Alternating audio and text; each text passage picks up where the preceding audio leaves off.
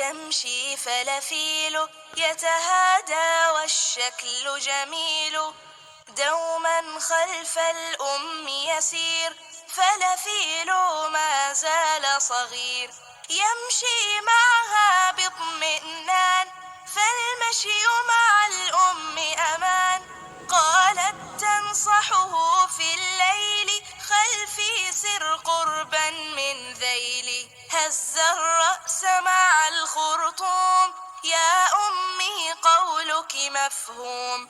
فجرى الليث وهجم عليه وسريعا أمسك رجليه، صرخ الطفل ونادى الأم فالتفتت بالجسم الضخم وجرت نحو الأسد النهم كي تدهسه تحت القدم.